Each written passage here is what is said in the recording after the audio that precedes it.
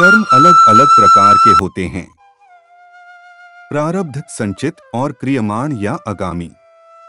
प्रारब्ध कर्म वर्तमान शरीर के माध्यम से अनुभव किया जाता है और यह संचित कर्म का एक हिस्सा है जो किसी के पिछले कर्मों का योग है, जबकि आगामी कर्म वर्तमान निर्णयों और कार्यों का परिणाम है। आइए जानें आखिर कर्म का सिद्धांत क्या कहता है और अच्छे कर्म कैसे बनते हैं। कर्म क्या है? सनातन धर्म में कर्म कार्य कारण के सिद्धांत से जुड़ा हुआ है। कर्म का अर्थ है कोई कार्य या क्रिया जिसके आधार पर अन्य प्रतिक्रियाएं या परिणाम निकलते हैं। मनुष्य के अच्छे कर्म का अच्छा प्रभाव और उसके बुरे कर्म का बुरा प्रभाव देते हुए पूर्व जन्मों का एक चक्र बन जाता है, क्योंकि कुछ कर्म ऐसे होते हैं जिनका भुगतान उस जन्म में नहीं होता। इस तरह इस चक्र में अगले जन्म में उन कर्मों का फल भुगतना ही होता है। वही कार्य कारण सिद्धांत का संबंध न केवल भौतिक युग से होता है, बल्कि हमारे द्वारा किए जा रहे कार्यों, सोचे जा रहे विचारों, कहे जा रहे शब्दों तक पर यह लागू होता है। कई बार हम कुछ ऐसे कार्य करते हैं जो हम करना नहीं चाहते, पर वह पूर्व जन्म के कर्म के आधार पर निश्चित होते हैं, जिस कारणवश वह कार्य किसी न किसी माध्यम से पूर्ण हो ही जाता है। जैसे ही पूर्व जन्म का हमारा चक्र समाप्त हो जाता है, व्यक्ति को उसी समय मोक्ष की प्राप्ति हो जाती है। हमारे शास्त्रों में इस बात का उल्लेख मिलता है कि 84 लाख योनियों के बाद मनुष्य का जन्म प्राप्त होता है। साथ ही यह भी विशेष रूप से वर्णित किया गया है कि केवल मनुष्य योनि में ही जन्म और मृत्यु के चक्र से मुक्ति पाई जा सकती है।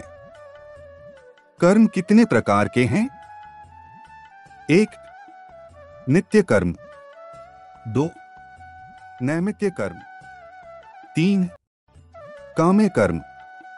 4. निष्काम्य कर्म। 5. संचित कर्म। 6. निषिद्ध कर्म। मनुष्य के कर्मों का फल कैसे मिलता है? मनुष्य के कर्म का फल उसकी परिस्थिति और दैवीय शक्तियों द्वारा निर्धारित होता है। ऐसा कहा जाता है कि यदि अच्छे कर्म बुरे कर्म की तुलना में अधिक हैं, तो बुरे कर्मों का फल इसी जन्म में और अच्छे कर्मों का फल अगले जन्म में मिलना निर्धारित होगा। इसी तरह यदि मनुष्य द्वारा किए गए कर्म में बुरे कर्म अच्छे कर्मों की तुलना में अधिक हैं, तो इस जन्म में अच्छे कर्म भोगने होंगे, जबकि बुरे कर्मों को भोगने के लिए अगला जन्म निर्धारित होगा। मनुष्य को कौन कौन से कर्म करने चाहिए? 1. मनुष्य को अपने घर परिवार की आवश्यकताओं का ध्यान रखना चाहिए। अधिक पैसा होने के बावजूद जरूरत पड़ने पर उसे संभाले रखना भी बुरा कर्म बताया गया है। उस धन का इस्तेमाल मुसीबत के समय अवश्य करें। धन बचाने के लालच में न पड़े। 2. अपनी आय से अधिक खर्च न करें और अपने सामर्थ्य के अनुसार ही दान पुण्य करें। अपनी क्षमता से अधिक दान पुण्य और खर्च आपको पाप का भोगी बना सकता है। 3. हमेशा अच्छे लोगों की में संगत में रहें और दुष्ट छल कपटी की संगति से खुद को बचाकर रखें। बुरी संगति हमें अक्सर बुरे परिणाम ही देती है। 4. कभी भी खुद के स्वार्थ के लिए दूसरों का अहित करने का न सोचें। शास्त्रों में इस बात का उल्लेख किया गया है कि जो जैसा बोता है उसे वैसा ही आगे चलकर काटना भी पड़ता है। 5. कभी किसी व्यक्ति से कुछ छल से छीनने का प्रयास न करें। इसे किए गए सभी पुण्य नष्ट हो जाते हैं और आप पाप के भागीदार बन जाते हैं। 6. गरुड़ पुराण में इस बात का उल्लेख मिलता है कि किसी भी मनुष्य द्वारा किए गए बुरे कर्मों का परिणाम उसके जन्म से लेकर मृत्यु और उसके बाद तक दुखों का कारण बनता है। वह अपनी हर अवस्था में दुख भोगता है।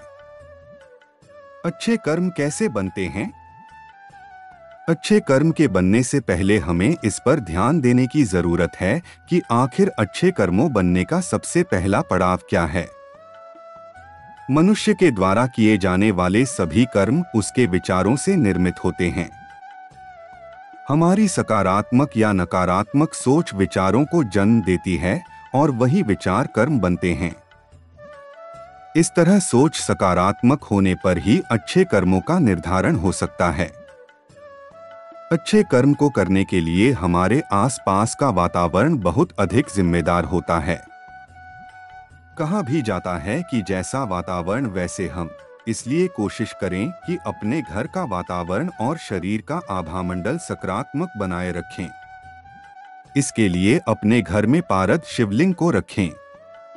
पारद शिवलिंग में समाहित सकारात्मक ऊर्जा घर और व्यक्ति दोनों को सकारात्मक बनाए रखने में बहुत बड़ी भूमिका अदा करती है।